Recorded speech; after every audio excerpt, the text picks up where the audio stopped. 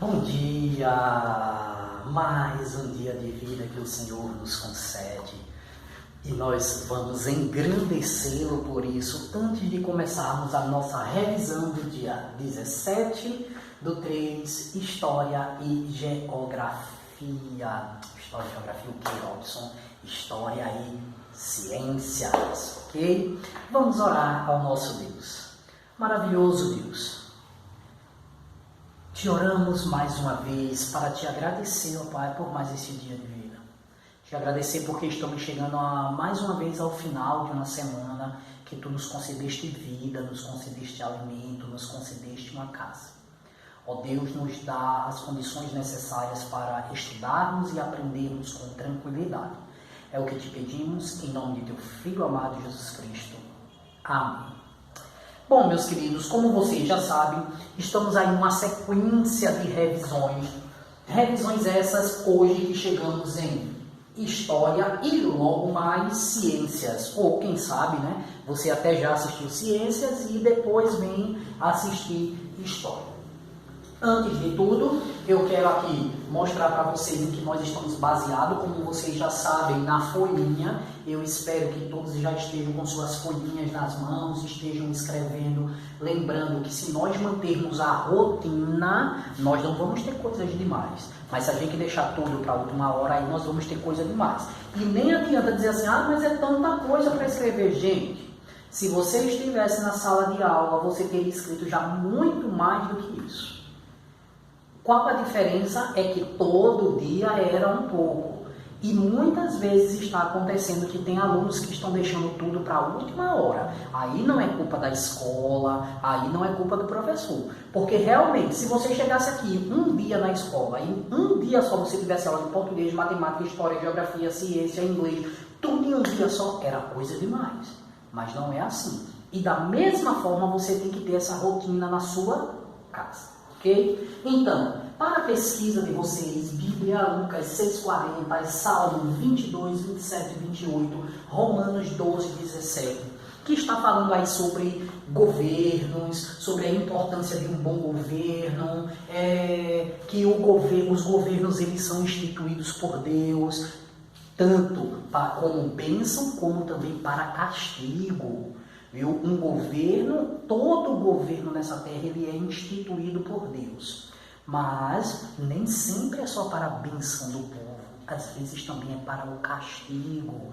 Né? Então, esses versículos e outros mais que estão na folha, que deve estar com vocês, todos eles estão falando sobre tipos de governo, que Deus instituiu os governos, o respeito pelos governos e, principalmente, que nós devemos respeitar o governo, mas principalmente o governo de Deus, porque Deus é o nosso governo maior, Ele está tomando conta desta terra, é Ele que está sobre o governo de tudo.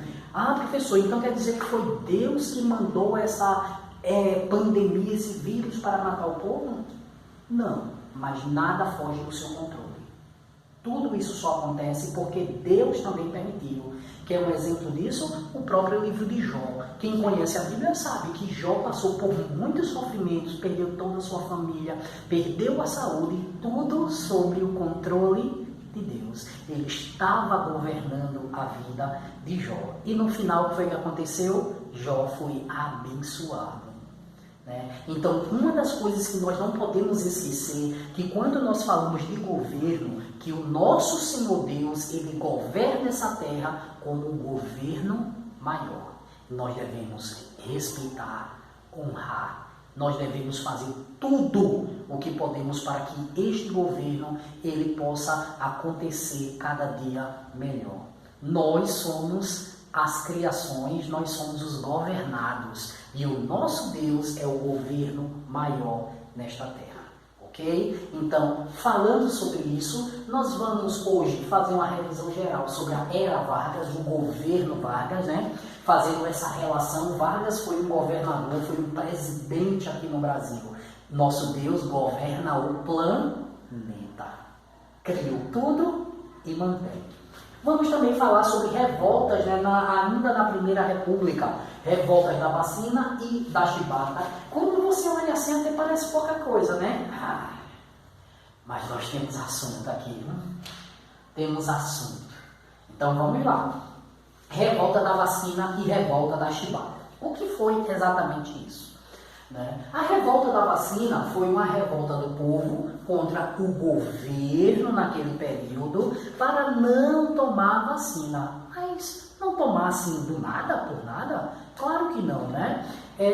Teve todo um contexto em que eles estavam passando, a cidade do Rio de Janeiro estava sendo reorganizada e os pobres, eles meio que estavam sendo lançados para fora do centro da cidade. Eles estavam sendo maltratados, vamos dizer assim.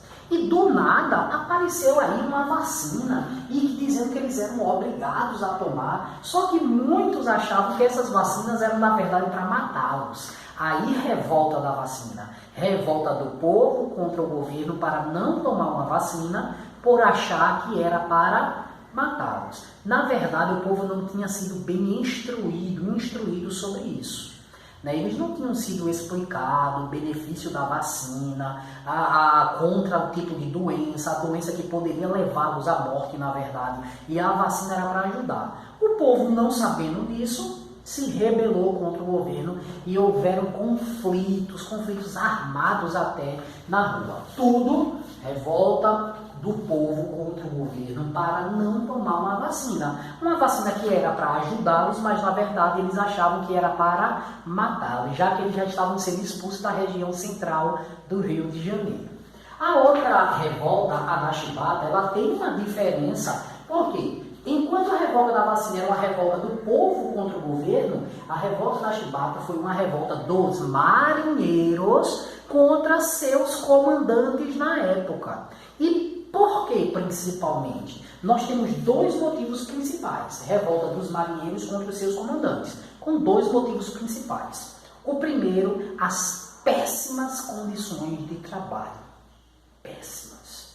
E o segundo, os severos castigos que os marinheiros sofriam através de seus comandantes, que na época era algo comum. Os marinheiros, se eles fizessem qualquer coisa de errado, eles eram tratados como escravos. E na maioria das vezes, sabe por que como escravos? Porque os marinheiros, na maioria, eram negros da época. Era um local que eles eram recebidos, já que ainda havia uma grande discriminação com os negros, principalmente por causa da recente libertação dos escravos, recente entre aspas, né? Mas os negros ainda não tinham seu lugar instituído e na marinha era um local que eles eram bem aceitos para fazer todo tipo de trabalho.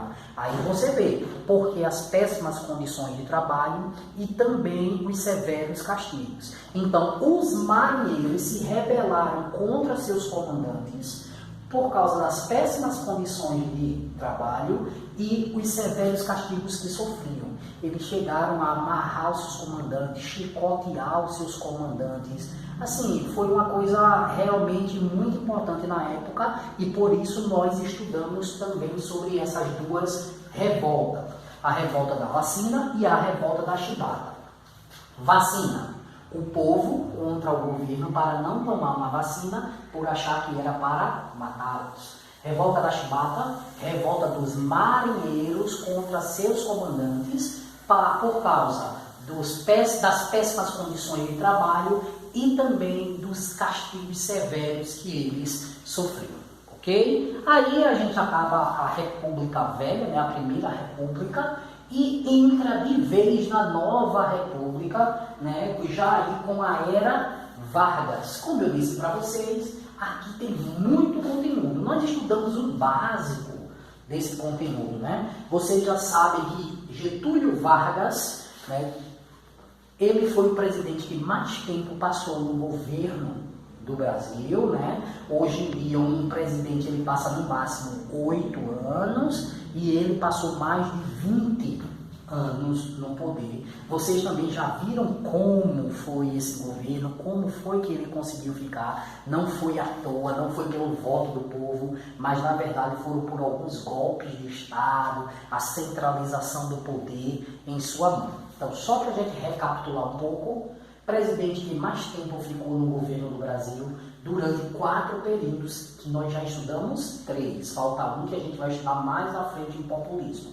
Nós estudamos o governo provisório, quando ele entrou no poder, o governo constitucionalista, depois da Revolução Constitucionalista, e estudamos também o Estado Novo, conhecido como a ditadura de Vargas. Então, vamos lá. Governo provisório. Ao receber o governo provisório, como foi que isso aconteceu? Lembra lá a história da República do Café com Leite? O Washington Luiz deveria apoiar os mineiros. Ele apoiou? Não. Então ele apoiou outro paulista, que foi Júlio Prestes.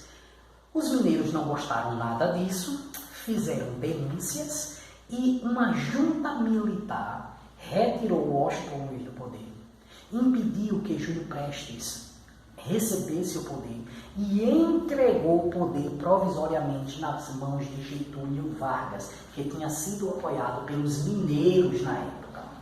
Getúlio Vargas, ele entrou no poder como um governo provisório, ou seja, até que tivesse novas eleições. Só que, ao tomar o poder, Getúlio Vargas tomou medidas altamente centralizadoras, ou seja, colocou o poder em suas mãos, tirou os governadores do estado, colocou pessoas de sua confiança, acabou com partidos políticos, entre aspas, começou, a acabar com partidos políticos e acabou também, claro, com a Constituição, da Café com Leite, lá na época, e começou a governar realmente diretamente ele. Só que os paulistas não gostaram nem um pouco disso.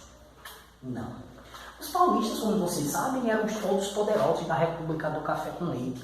E eles queriam maior participação no governo. Eles queriam ser mais bem vistos. Com isso, eles fizeram diversas revoluções contra o governo de Vargas, sendo a principal dessas revoluções a revolta ou a Revolução Constitucionalista. O que foi essa revolução? Foi uma revolta do povo, liderada pelos paulistas, contra o governo de Vargas, ou seja, eles queriam que Vargas saísse do poder e fizesse uma nova Constituição, ou seja, o objetivo da o objetivo da Revolução Constitucionalista era retirar Vargas do poder e fazer uma nova Constituição. Os paulistas tiveram uma perda no campo de batalha, porque Vargas venceu. Foram batalhas sangrentas, batalhas muito sérias. Vargas venceu. No entanto, os paulistas tiveram uma vitória muito grande no campo político, porque apesar de Vargas ter vencido, Vargas aceitou uma nova Constituição, que seria de 1934. Com isso, essa Constituição dizia um ponto muito importante, que o presidente só poderia ficar no poder 4 anos.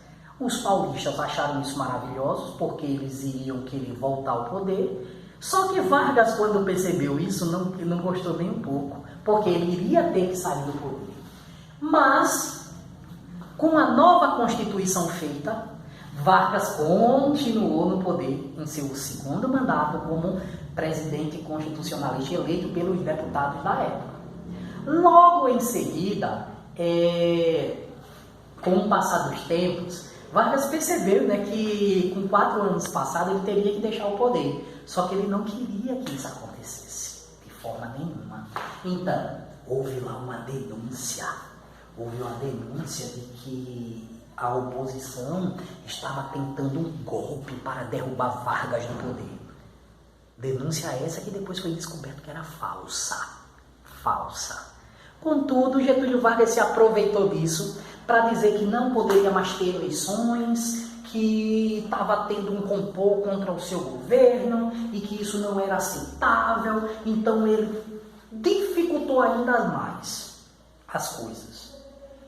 Fez que a partir daí começasse um novo período chamado de Estado Novo, ou ditadura de Vargas, a primeira ditadura que tivemos no Brasil. E por que ditadura? Período em que o povo perde todos os seus direitos. De ouvir, de enxergar, de falar. Ou seja, ouviu, faça de conta que não ouviu. Viu, faça de conta que não viu. e nunca fala, principalmente se fosse contra o governo, porque ele não aceitaria isso de forma nenhuma. Não teria mais eleições, não teria partidos políticos, o povo não tinha mais o direito de reclamar contra o governo, não podia se manifestar e apenas aceitar as ordens de Vargas. E assim foi o que nós chamamos de ditadura de Vargas. Ele não aceitava de forma nenhuma.